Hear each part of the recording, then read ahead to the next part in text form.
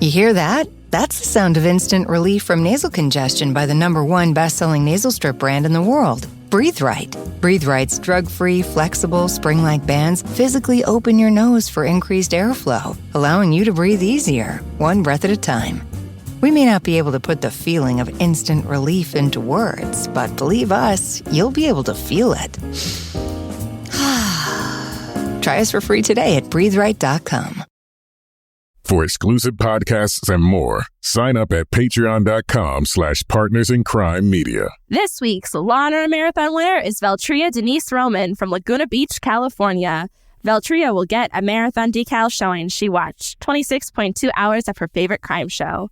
To be next week's winner, sign up at lawandorderpodcast.com. I'm Kevin Flynn with Rebecca Lavoie and Roberta Blevins, and these are their stories. You think you know who did it, but you don't know who did it. Law and order, law and order, law and order.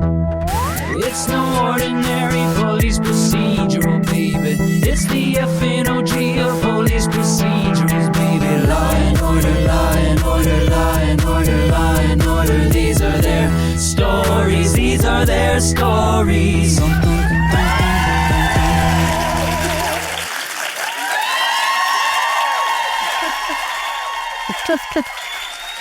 Welcome to These Are These Stories, the podcast about network TV's most enduring crime franchise and the real-life cases that inspired their shows. I'm Kevin Flynn. Each podcast will break down an episode from either Criminal Intent, SVU, or Original Recipe. And today we're looking at Special Victims Unit, Season 11, Episode 20, Beef. Laura was undercover at Donna Rosa Meats processing plant. She wanted to see how bad conditions really were. She was going to call her film Inside the Slaughterhouse. Except she's the one who got slaughtered. Joining me to do just that is true crime author and the host of Crime Writers On and Netflix's You Can't Make This Up podcasts. It's Rebecca Lavoie. Hello, Rebecca. Oh, wow. Kevin, thanks for having me on the podcast. What a treat. Well, they gave me 2 tickets to Dallas, and I figured I should take you as well. Rounding out our panel is our special guest from the Life After MLM podcast. It's Roberta Blevins. It is also a treat. So, Roberta, we all know you from your appearance in Lulu Rich as a recovering girl boss. Mm-hmm. You sold leggings of unusual graphics and dubious quality. I have a question. Which do you think would be the bigger seller? Leggings with Olivia Benson's face on them, or capri pants with Ice-T's face on them? Ooh. That's a tough question. I'm going to go with Ice-T just because it's Ice-T. Yeah. I don't care about the little capri pants. You know, whatever. Yeah, for sure. And I have to let you know now that you have been on These Other Stories, you have to recruit 5 other guests to come to the show. I'm real good at that. So, Roberta, of all the franchises, which 2 cops are your favorite detective team? Favorite Law and Order detective team. I'm super basic. I like Olivia Benson and Stabler. I don't watch a lot of TV. I'm sorry, but I watched this for you guys. And yes, Mariska Hargitay, like all day. That's a solid pick, right? It's like the pick of like 3/4 of our guests, so don't worry about it. It's because it's so perfect. It's at least 50% okay. I think most people would agree. And who is your favorite prosecutorial team? Favorite Law and Order District Attorney Prosecutorial Team. Is Richard Belzer that guy? Because him. Rick, you want to help her out, or? I am really enjoying Carisi this time. I think so it's like that. So I used to like, you know, I keep like switching on this, but I'm a Carisi person now. I am. I'm a Carisi person. Now he's my favorite prosecutor the show has ever had. I'm just going to say that. I think he's my favorite. Yeah. So, Roberta, you're okay with Carisi? Sure. Okay. I'm telling you, that's what you have to, because you're in my downline. Definitely then. Whatever you say, boss. I got that term, by the way, from you. I learned that. Yeah. All right, now let's take a look at the first half of this episode. SVU Season 11, Episode 20, Beef.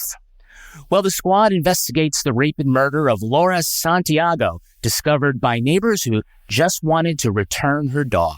Bled out from a cut jugular. Throat slit from left to right with a very sharp knife. Panties down, fluids on both sides. Time of death? From the rigor, I'd say between 10 and 10:30. If only they could talk. Oh, I'm no Dr. Doolittle, but a swab of the dog's mouth might tell us if he bit the perp while trying to protect her. Benson and Stabler interview Laura's boyfriend, Jan, who says he'd been at her apartment before the murder but left to walk the dog. Warner says that there were 2 different blood types found in the semen. Did Jan walk in on Laura with a secret lover?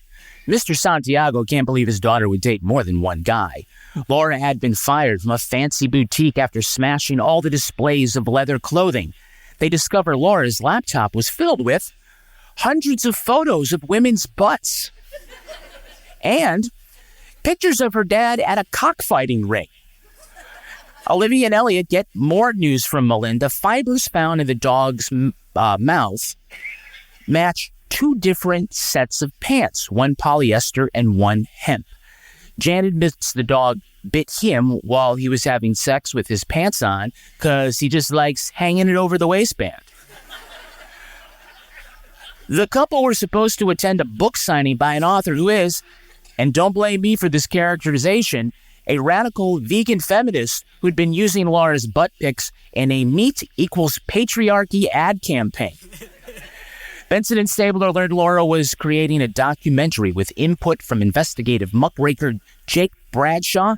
He says her last assignment was working undercover at a slaughterhouse, and the film that she was making disappeared. All right, well, like every perfect murder, the killer left the door open so the dog got out. Hello? Hello? Oh my God. And like every dog, Chewy is determined to ruin the sleep of her owner even in death. If I was wondering, like, was that dog like usually not allowed in the bed? And he was like, yes.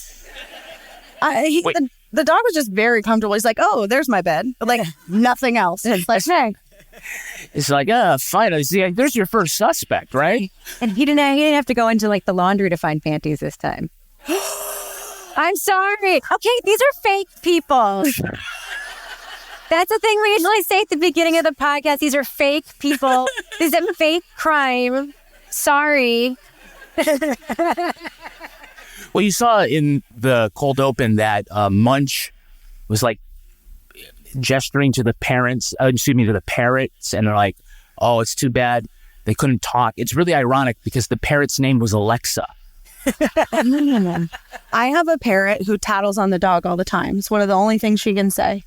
And so I'll say, who to this? And she goes, shut up. I'm not even joking. I was like, oh, rat it out every time. It's really funny.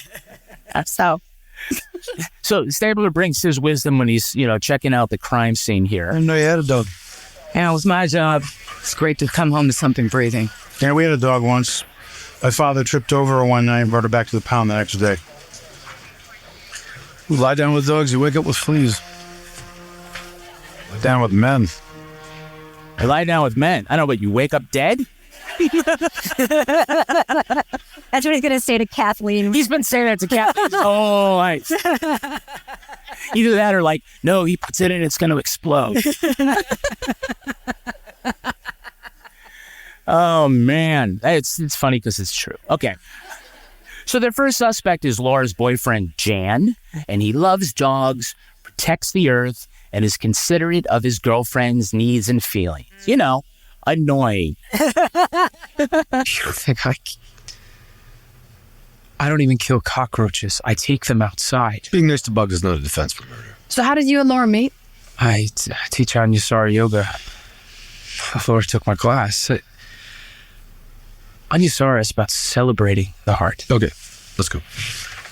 Are you taking me downtown? It'd be downtown from here, yeah. Downtown from here, yes. Yeah. Would you date that guy? No. You lost me and I teach yoga. Oh, yeah. Well, no, in my notes it says yoga and there's a red flag. Yoga. Did you catch the nickname that they gave him? Pizza Pan. Like pizza. Okay, yeah. It took me a minute. It's like the hominid. Pizza Pan. Pizza Pan, yeah. I would not want to. The guy with the head pants and the drawstring waistband. Another note. Yeah. Never trust a guy who wears drawstring pants. Yep. That's a Olivia Stabler, actually. Yeah. So they're starting to put like this all together. Get this picture of Laura as an animal rights lover after they learned that she freaked out at her previous job at a boutique that was selling all these high-end leather goods. So they go, and the manager, first thing he wants to do is make a sale. Well, our aim here is to sell things, to show you how these boots can tell the world who you really are. Tough but sexy, with a take-no-prisoner sass. Or how if you will present this to your wife? She will forgive all your transgressions, at least for the weekend. Yeah, no. So I used to work retail, Kevin. Yeah. That doesn't work. It did that guy. Did you buy anything from that guy? No, he sells Primerica. For sure. These boots, you look so sassy. Yeah. Ain't no prisoners. Yeah. You're like you would just steal a drug lord's child and raise him as your own. By the way, it's like, trying to convince Elliot that like this handbag, that his wife would love this handbag. And I'm like, Kathy Stabler doesn't need a handbag. She needs a vibrator. She needs a divorce lawyer. She needs to not be driving his car because it might blow up. That's true. Oh, she's fake. Come on. Person. She cashed the check. She still gets the residuals. Don't feel sorry for her. You know you're all rooting for him to get with Olivia anyway, so why do you care? It's better than an annulment. Yeah. No, not for him. Marriage is forever. I'm Catholic. Until she gets blown up in a car bomb. Happily divorced. Yeah. Congratulations. Thank you. All right. So are we. That's the right thing to say, by the way, when someone tells you you're divorced. Congratulations. Yeah. Yes. By the way, In fact, that's what when my husband called to let me, ex-husband, to know that it was like finalized and everything. That's literally what I said. I said, "Oh, congratulations!" And he said, "You too." And then, well, we've been happily married for 12 years. I mean, not all in a row, but right. Yeah. No, for sure. Also, it's 13. What? Yeah. Remember I promised everybody T-shirts? Milk that all weekend. Hey, we've got Hey, it's that guy. Hey, it's that guy. So can you tell me the name of the actor playing that vegan hippie Jan Ike? Do you know his name? I think it's Aaron, but he's the Brigadoon guy. Yeah, this is Aaron Tevick. I told you. That's right. I'm sick of your macho tactics, both of you. I want a lawyer. Yeah. Aaron Tevick, did I get it right? Tevay. Okay. Tevate. All right. Well, I'm not redoing that. This is live. But see, I knew I was going to butcher it. That's why I just said Aaron something. It's the Brigadoon guy. Schmigadoon guy. Yeah, he's currently starring as Topher in Netflix's musical Schmigadoon. He was also Trip Vanderbilt in Gossip Girl and the rookie undercover agent Mike Warren in USA's Graceland. And I know Rebecca has seen none of those. Nope. Hey, did you already get the Stabler there? What? I'm sick of your macho tactics.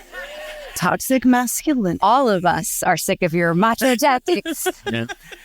So Aaron also played Danny Zuko in NBC's live version of Grease. Yes, he did. The musical that proves you can find true love if you just change everything about yourself for a hoodlum. Leather. Leather does it. We also have a Hey, It's That Girl. Hey, it's that girl. Can you give me the name of the actress playing Rosa Donetti? No, but she was in the Hunger Games. She was. This is the late Lynn Cohen. And every Sunday night, my family comes to dinner, and we enjoy the same meatballs and sausages I've been making at Donna Rosa's Meats for 50 years. Yes, 16 Law & Order Universe appearances. She was Golda Meir in Munich. Also, Mags in Hunger Games Catching Fire, the 80-year-old woman who offers herself as tribute. Wow, that's what we call ethnically ambiguous. Yeah, well, spoiler alert, she doesn't last long. She got poisoned smoked out. Yeah. Sorry, Mags. Most people may know her as Magda, Miranda's nanny on Sex and the City. That's exactly. Yeah. And for those who might not remember, Magda was the one who replaced Miranda's vibrator with a statue of the Virgin Mary. The Mary statue. Yeah, we call that the ejaculate conception. Magda. All right, you get T-shirts. That's good. Who's playing the activist and author Elizabeth Sandler? Well, she was filming an unflinching expose on meat. I was her first interview. I don't recognize her. Yeah, her name is Ellen Dolan. For 12 years, she played Margot Hughes on As the World Turns. Oh. That's why I don't know her. Rebecca, you blew it. I did blow that one hard. Yeah. As we all know, As the World Turns is the greatest soap opera that's ever been on television. Bar none, period. Let's see here. In 1993, she won a Daytime Emmy Award, which we can all agree is the trash can Emmys, right? Hey! What? Not cool. Those are real people, okay? Okay. They are real people. I'm put in my place. So her roles include an appearance in the CBS School Break Special, which we can all agree is the trash can ABC After School Special, right? All right, got you that time. She played Matthew Fox's mother in the episode If I Die Before I Wake. It's about a high school's entire track team that's killed in a plane crash. So it's like Yellow Jackets without the cannibalism. It's like Alive without the cannibalism. I haven't heard Matthew Fox's name in a long time. Yeah. He's lost. Still? They all got off Christ. the island. My daughter's just like getting into Lost now because it's on some streaming service, and I'm getting like random texts. He's like, they're time travelers. And I'm like, I don't know. You're like, just wait. Yeah. It all wraps up so neatly. Yeah. You're going to love it. In the purgatory weight room of wherever the fuck No we are. spoilers, but it's not Penny's boat. So can you tell me the actor playing the slaughterhouse's attorney, Alberto Serafini? Mr. Riley, be quiet. I killed Laura. Shut up. Shut up. No. That actor's name is Arthur oh, sorry, I'm Irish. I can never do these Italian names. That's Arthur Narscarella. Narscarella? Narscarella, yes. Does Irish mean stupid? It does.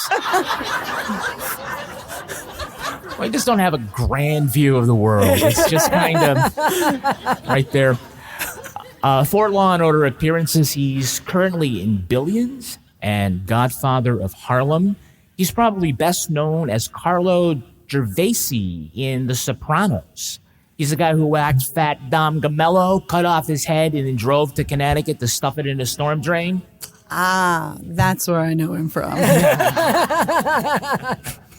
Let me tell you some of the other characters he has played. He's played Carlo Gambino, Bruno Caparello, Frank Bonadello, Stefano Quaffi, Tony Manfredi, Frank Langana, Jimmy Cabs, and Nicky Fingers Bonato. You did real good with that Italian. Yeah. Not ethnically ambiguous, this guy. Yeah. Yeah, where was the Irish on those names? I don't know.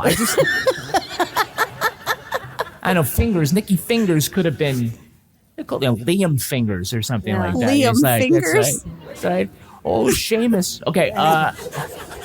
But I'm starting to think that he's got a type. You know, it's like, I'm in the sanitation removal business. You know, he's like, but I just hate it when white guys get typecast. It's so racist. I'm going to tweet that you said that. Yeah, With no context. No context. This will never be taken out of context ever. But you have to see things from Hitler's point of view. It's like, right? Oi. Oh, yes. Again, you're going to cut that right out. Can you tell us who played that ladies' man, Jorge Vargas? No. Probably not. is Juan Javier Cardenas. I mean, Laura was very pretty, but I never touched her. That's the truth. Ask my wife. I went for a walk. He has recurring roles in SWAT, Snowfall, and Damnation. He also played the dad in the Max original 80s flashback Latino family comedy, The Gordita Chronicles. You see it? No, I was like, oh, I didn't watch that. That's why it only had one season. You're welcome. He also played the evil spy Dante in The Walking Dead. Oh. Is Tara Newell here? Because, she, if you listen to Dirty John, you know why she would take a good interest in anybody from Walking Dead. Tara and I are on the same zombie apocalypse team. We already have a plan. Like, she was fully like, we're going to take the Lululemon leggings. We're going to set them on fire. We're going to fling them across. I said, we're going to make them, rip them in strips and do Molotov cocktails. Oh, we have a whole plan. So if anybody needs a team to join, we are recruiting. I like the Molotov cocktail idea. I know you've got a whole bunch of leggings. I know Rebecca's got a whole bunch of empty bottles. So the two of you. You can be on our team. Yeah. You don't have to bring him if you don't want to. Yeah. So lastly, did you recognize the actor playing Miguel, the guy moving all those boxes of meat? Everybody knows Vargas. Eso es un hombre bueno. And bueno with the ladies, we hear. Anytime a new chica comes to work here, he's like the welcome wagon. Ooh. That's Dominic Colon, 4 Law & Order appearances. He's had some roles in Escape at Dannemora, Madoff, and East Willie B. But he's probably best known to your tweens as Manny Spamboni in the 2009 reboot of The Electric Company. The Electric Company, right? Had a reboot? You remember the original, right? The original. Electric Company had a reboot? They had a reboot, yeah. Missed it. Yeah, well, the original, right? They had Oscar winner Rita Moreno, Oscar winner Morgan Freeman, and rape conviction appeal winner Bill Cosby. So, don't boo, it's a fact. Look it up. 2 out of 3 ain't bad. It's the plumber. I've come to fix the sink. So the Electric Company Wiki, and somebody's maintaining this, the Electric Company Wiki says that this kid's TV character, Manny Spamboni, has been arrested on 12 counts of assault and battery and use of chemical weapons. The fuck, PBS? That's a plot point on the Electric Company? Yeah. I just remember the guy would fall in the pies, and now it's like chemical warfare. Chemical warfare. Like getting way too edgy. So he pissed somebody off for that Wikipedia change. It's like that time someone changed our Wikipedia because I got into the local Facebook group fight. Oh, no. And then they went to the Crime Writers on Facebook wiki, and they were like, this podcast is terrible. And I'm like, Steve, I know that's you. So Dominic lost 190 pounds, almost half his body weight. Take a look, side by side. Dang. Yeah, good for him, right? Yeah. So like many people who lose that much weight, he had a lot of excess skin around the middle. So he wrote and directed a short comedy film called Skin. It's about a man who lost 200 pounds but is afraid to make love to his boyfriend unless he's wearing a shirt. Oh, I know that tracks because every woman I've ever been with will only do it if they can wear a blindfold. Okay, so getting back to the episode here, they asked Taru to cover what was on Laura's deleted hard drive. Like, now, you know Taru, right? No, that's not Taru. His name is Morales. Taru is, it's I got it right here. It's Technical Assistance Response Unit. So you just learned something today. That's right. And I'm going to say, we're going to have Taru check it out, and then he shows up. Of course, everybody thinks that's what his name is. Nope. No? It's an acronym. Rebecca, you thought... No, I'm saying, no, that's not what his name is. I thought that's what his name was for like 12 years. Yeah. You also thought that Warner's first name was Emmy. Like, here comes the Emmy. It's the M-E. It's a thinker. It's a homonym. Yeah, I get it. So what Taru does get is 10 gigabytes of photos of women's butts. You weren't kidding. That's a lot of butts. Was Laura a lesbian? Had a couple boyfriends. Could have gone both ways. Maybe she sent photos into one of those fetish websites. An entire website devoted to women's butts. Something's wrong with that? Nothing wrong with that. That was a note I made as well. 10 gigs of women's butts. I just wrote it down. I felt it was important. Was it necessary for the cops to put them in one giant collage? Yes. Yes. Wouldn't More an Instagram effective. carousel be better and they could just... Like Cher Horowitz's closet, but just butts. I will say, I do think that NBC missed some camel toe on some of those. I don't know. They did show off a lot of the Lululemon panty collection, so there's a couple of exciting ones. But I must say that, Laura, the first 3 dozen ass photos, you've completed the assignment. The rest are just for you, right? Right.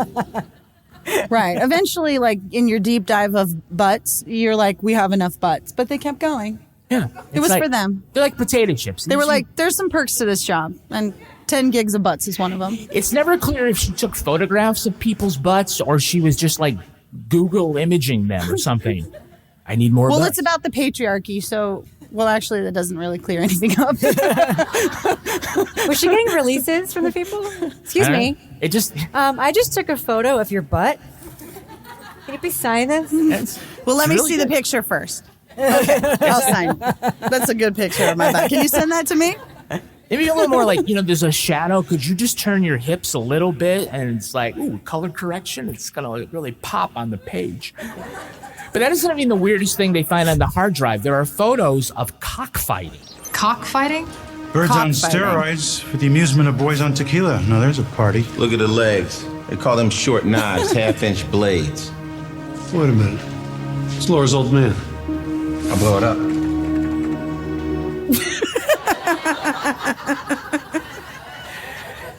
Now, I know you might not want to be that Karen who calls the cops on your Mexican neighbors, but in what neighborhood can you have open-air cockfighting in someone's backyard? Did anyone notice that Finn knew exactly what those little blades were called on that? He knows everything. He knows everything. It's astonishing. It's sus. The man's knowledge. Yeah. The man's knowledge knows no boundaries. I mean, who knows what like cockfighting like claw blades are called like instantly? Finn. And cockfighters too. Well, once you've been on a television character for like 24 years, you have to start digging a little deeper and like, what can we do to make this guy interesting? It's true. Yeah, it's like he knows a lot about cockfighting. He's really the Goran of the show when you think about it. Yeah. Yeah.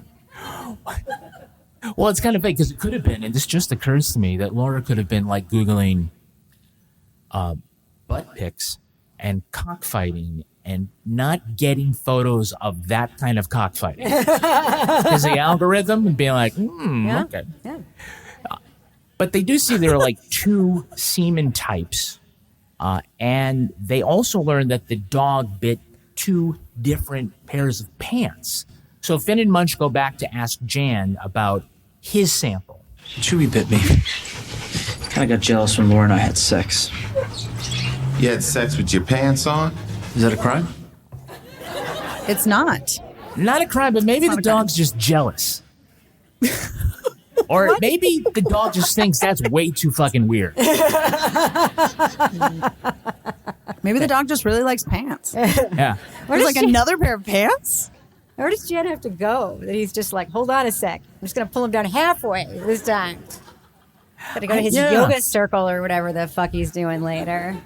Yeah, and it's got to be over the waistband because you can't trust that zipper to not catch. There's no zipper. It's a drawstring. It's a drawstring. Yeah, the one that, okay. But also hemp, So it isn't is that kind of definitely- rough? Yes. Would you not? No. No, okay, there you go.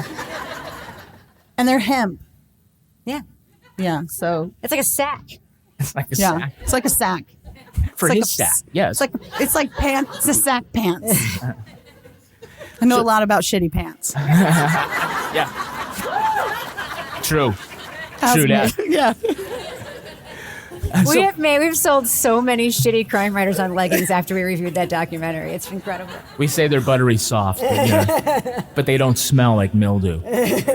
No, and when you Google buttery soft, usually on 2 kind of photos come up: leggings and pretzels. Oh. And butts. And now butts. butt pics, yeah. And butts now. 10 gigs worth. Well, the Benson and Stabler learned that those, butt pics from Laura were actually being used by an activist for her women's rights / animal rights campaign. Meat eating and the patriarchy work hand in hand. We can't end the objectification of women until we stop eating our four-legged brothers and winged sisters. Thank you. Well, I might regret saying this in a room full of women that I don't know. Oh, But okay, then maybe you shouldn't. I already wrote it down. It's important. Going vegan will not stop men from checking out your titties. It's not the magic bullet. Sorry. I am so sorry. No, this is why we have to teach our sons. Some better. He's all mine, ladies. But really, how many breasts can one man give up? You want that fucking t-shirt. I'm just saying. It's easy to see the common signs of transmission trouble. If your engine revs before it falls into gear. If it seems to switch gears for no reason. If shifts are rough, lurching, or clunking. So watch for the signs. Because catching it early could mean repair instead of replacement. And if you do need transmission work, be sure to call.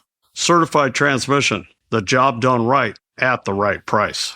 Find a location near you at certifiedtransmission.com. Save big money on storage solutions at Menards. VersaTube offers thousands of steel carport and shelter options to protect your car, boat, or yard equipment. Their quick-slip frame connections provide easy assembly and are available in 22 steel roofing and siding colors. Save big on VersaTube storage solutions at Menards, America's #1 home improvement retailer for customer satisfaction according to J.D. Power. Visit jdpower.com for details and menards.com for deals. Save big money at Menards.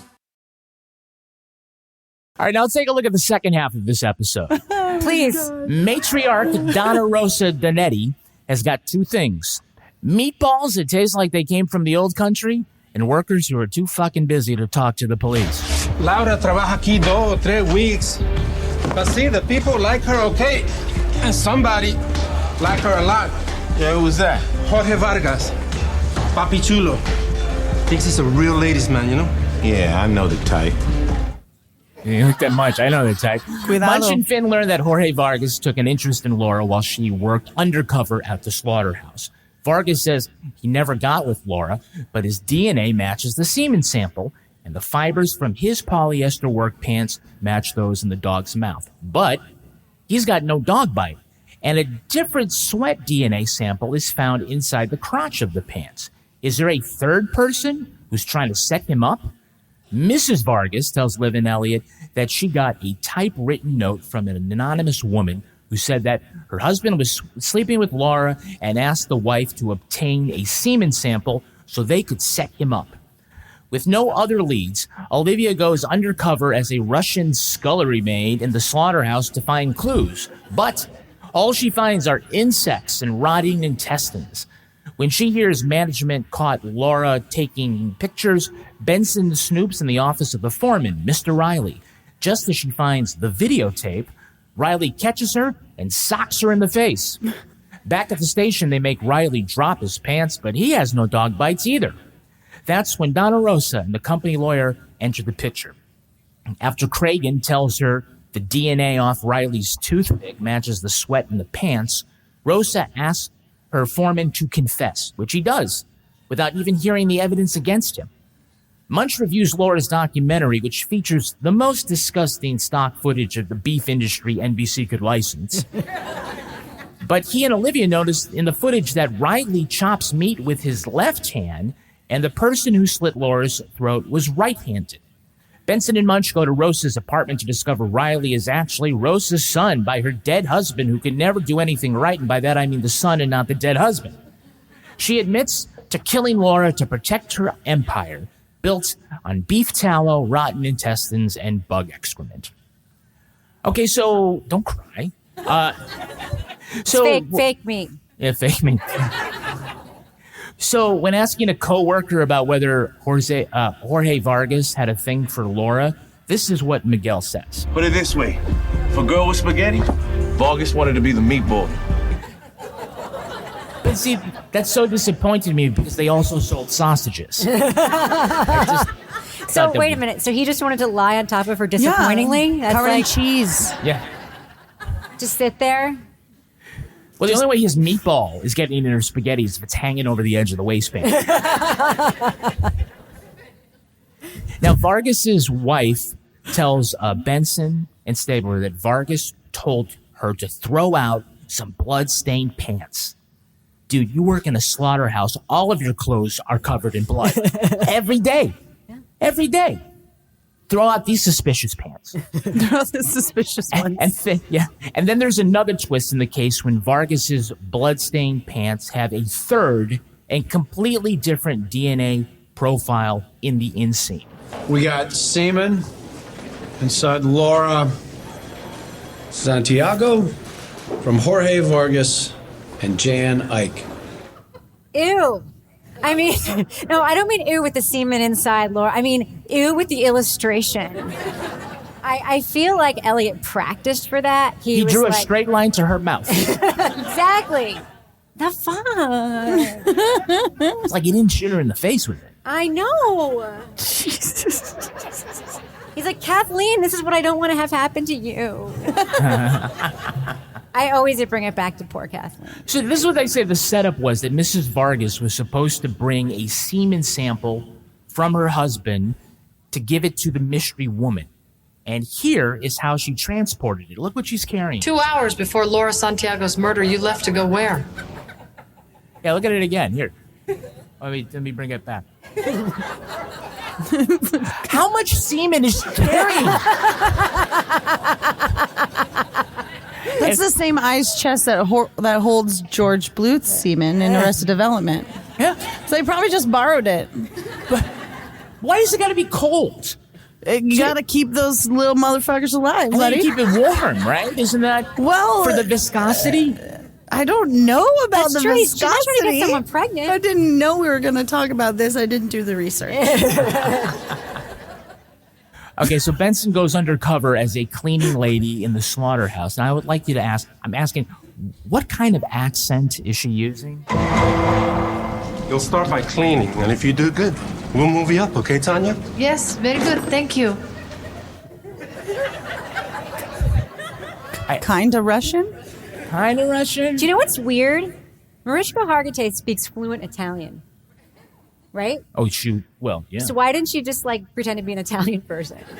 I wonder this all the time. They always put her in these situations and she's got some super fucked up accent, and I'm like, she could just do an Italian one so easily.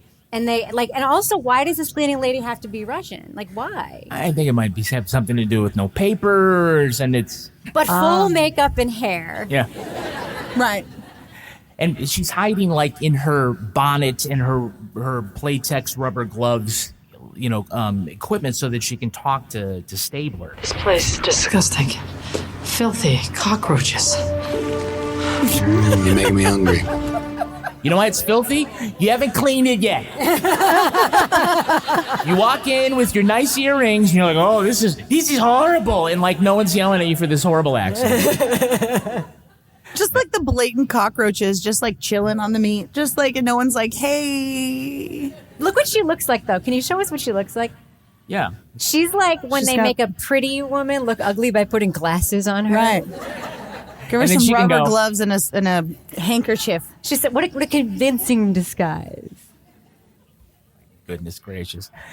So she's looking for the documentary film that Laura made, probably got her killed, when Mr. Riley catches her in his office. What are you doing in here? I'm cleaning. Yeah? It's okay. Looks like snooping to me. By the way, he didn't know she was a cop when he did that. He just she thought she was some third shift cleaning lady with a weird accent. Yeah, just some nobody. That's right. I'll take you, bam. Yeah. So blast her boom. It's so not even appropriate for the situation at all. And it's there's nothing funny about somebody hitting a woman in the face, but for some reason that scene is so funny. She's like, ugh. Foley? It's just so... What is the Foley, Kevin, for punching in the face? Back to the old days of radio, it would be you take a wet ham, and you would slap it, and it makes that noise like that. Yeah. I want to say, like, if Stefan from SNL were here, he would totally love this. He'd be like, this episode has everything. Butt pics, cockfighting, an ice chest full of jizz, a guy who likes to get it in by hanging his dinosaur egg over the top of his waistband. There's a lot there. So, in the end, Munch and Olivia figure out that this, overly complicated murder plot, what it's about, it was Donna Rosa, who wrote to Mrs. Vargas to get the pants and semen to set up Vargas for the murder. And she slashed Laura's throat, but Mr. Riley took the blame because he's actually her son. Okay. Johnny's my kid by my late husband. Rest his soul. Family name is Riley. You're not even Italian. Oh, please. Black Irish. We took no letty because people like meatballs better if they think they're made by eye ties.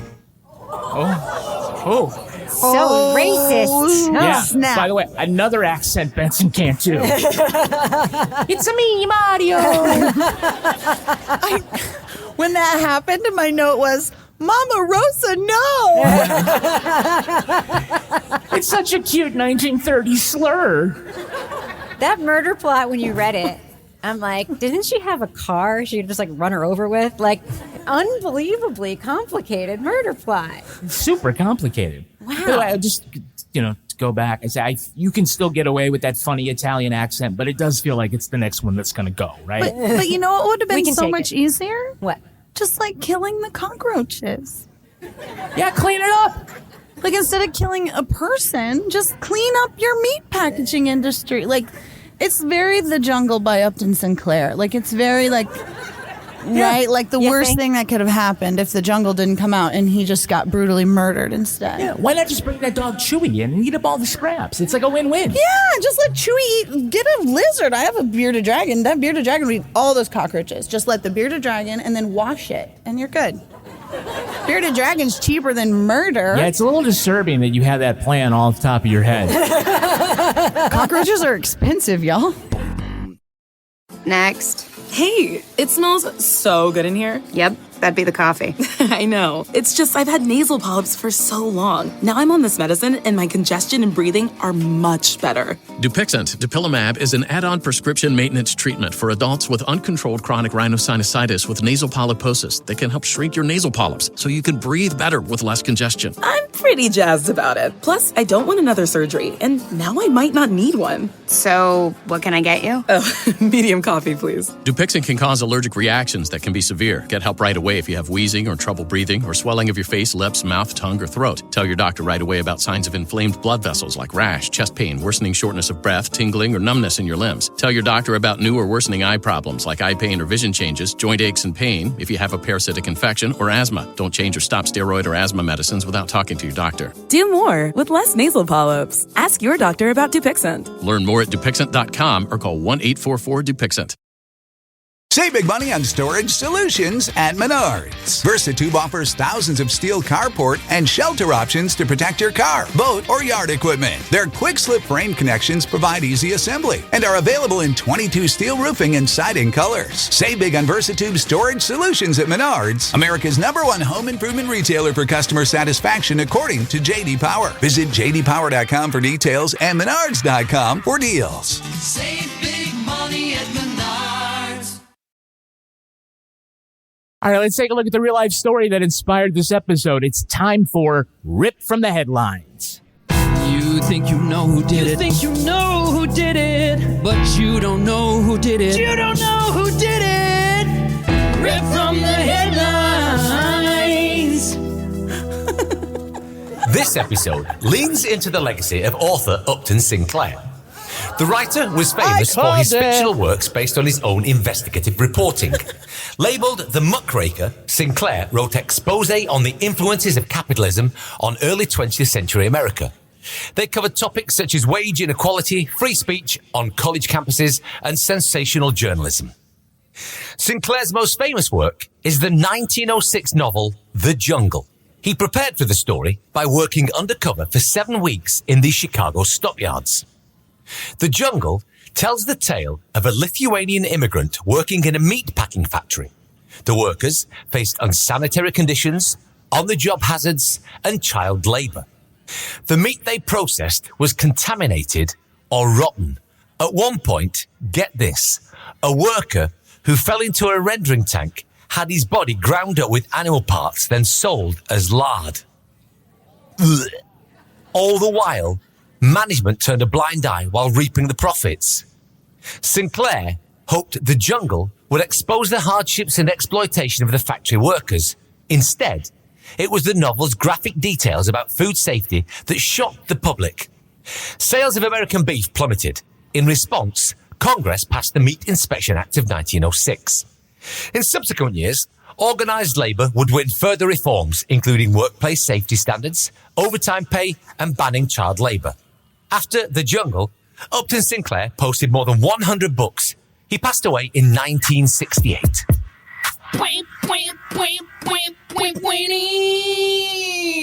Well, just when you thought workplace safety benefits were pretty much set in stone after a century, child labor violations have quadrupled in the past couple of years. Much of the workers are children of migrants, many undocumented. Many of them are minors who have come across the border by themselves. A lot are in construction, but the biggest offenders are meat and poultry processing plants. So, I guess what's old is new again, guys. That's right. And just like then, we don't care about the people. All we care about is what we buy and eat, which is so fucked up. Yeah, so in August, anyone here from Arkansas? Way in the back? Stand by, brother.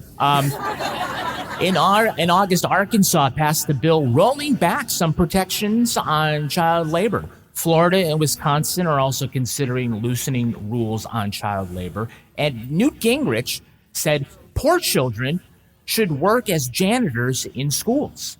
And my question is, can this world get any more Dickensian?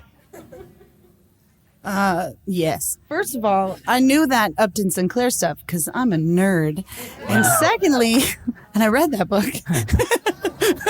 And secondly, there's also a whole subset of child labor that people don't even talk about in cults and religious high demand control groups like Scientology, like a lot of different churches and religions and things like that. And it's tax exempt and it's not great. The children have to, you're not talking about altar boys. You're talking about Jobs. And also like digging ditches and building sure. stairs and planting things and like children. Raising puppy mill puppies. Like it's wild. Yeah. And I don't even think any of that like goes into those statistics because it's protected because a lot of these things are churches. Yeah. And like the family business, there are like some exemptions. The nepotism and stuff like that with people that who knows? Yeah, I think it's not good. Yeah, I think in some, I don't know if it's federal or state, but like if it's your family business, you could like as young as 12. 10 or 12, yeah. Yeah, depending on what it is and if there's like hazardous, heavy equipment or anything like that. But I'm just like, hey guys, the hot new extracurricular activity, chimney sweep club. Yeah, for real. So they say actually, little bodies can get in those tight spaces. Right. So it's actually really efficient. Their tiny little hands can get in there and pluck all the little bones out of the salmon. Someone's got to do it. So they say allowing children as young as 12 to work up to 48 hours a week is necessary because of the current labor shortage instead of, paying a more competitive wage and adhering to workplace laws that have been in effect for almost 100 years. That's right. Bitch. Loopholes. Right. But that will drive up prices. I don't know, but if people got paid more, they could afford the things that would cost more. It's kind of how the economy works. Yeah, we've been trying to let's keep it down for so long that it hasn't really worked out for everybody. Yeah. But that's the thing. It's like, well, if you can't get people to work at that rate, you could either pay them more like you're supposed to, or you could just get robots or you could hire someone to murder them and do a really complicated plot around it. There's that. So the New York Times Magazine published an essay on a 14-year-old boy who nearly got his arm ripped off in a machine at a Purdue chicken plant in Virginia. The article notes that middle and high school age children make up about a third of the overnight shifts at the plant, and they do things like handling acid and pressure hoses to wash away blood and meat scraps from industrial machines. A lot of times, like Tyson or Purdue will hire a third party to do like the cleaning. So technically, they're not employees of the, right? So that's one of the ways they get away with it. Now, the 14-year-old who nearly lost his arm said that was still a better job than selling LuLaRoe leggings. That is going to do it for us. We want to thank our guest, Roberta Blevins. Roberta! How can our listeners follow you online? What was that? How can our listeners follow you online? I was like, what? I'm everywhere. You can Google me, RobertaBlevins.com. You can find everything there. I'm on Instagram. I'm on TikTok, whatever you want to do. Life After MLM podcast. Listen, check it out. And Rebecca Lavoie, how can our listeners follow you? You can just walk with me out into the hallway, like behind me. Do that too. But you can also find me everywhere online at Reb Lavoie. And you can track me on Twitter. At least that's what it's called yesterday. I don't know. I'm at Kevin P. Flynn. You can tweet to us at Law & Order Pod or follow us on Instagram at These Are Their Stories Podcast, or like and subscribe on YouTube and TikTok. Our newsreader was Cartoon Cy Freighter. Our theme music was composed and performed by Uncanny Valleys. Content assistance from Travis Roy. Lily Flynn handles promotions. All clips in this podcast were used in compliance with the U.S. Copyrights Act Fair Use Exemption for criticism and commentary. Go to lawandorderpodcast.com and sign up for our newsletter for a chance to be our next Law & Order Marathon winner. These Are Their Stories recorded in front of a live audience in Dallas, Texas. Woo! And is a production of Partners in Crime Media. Thank you. Thank you.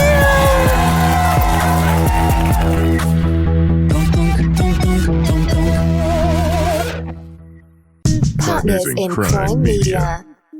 Next. Hey, it smells so good in here. Yep, that'd be the coffee. I know. It's just I've had nasal polyps for so long. Now I'm on this medicine and my congestion and breathing are much better. Dupixent, dupilumab, is an add-on prescription maintenance treatment for adults with uncontrolled chronic rhinosinusitis with nasal polyposis that can help shrink your nasal polyps so you can breathe better with less congestion. I'm pretty jazzed about it. Plus, I don't want another surgery, and now I might not need one. So, what can I get you? Oh, medium coffee, please. Dupixent can cause allergic reactions that can be severe. Get help right away if you have wheezing or trouble breathing or swelling of your face, lips, mouth, tongue, or throat. Tell your doctor right away about signs of inflamed blood vessels like rash, chest pain, worsening shortness of breath, tingling, or numbness in your limbs. Tell your doctor about new or worsening eye problems like eye pain or vision changes, joint aches and pain if you have a parasitic infection or asthma. Don't change or stop steroid or asthma medicines without talking to your doctor. Do more with less nasal polyps. Ask your doctor about Dupixent. Learn more at Dupixent.com or call 1-844-DUPIXENT.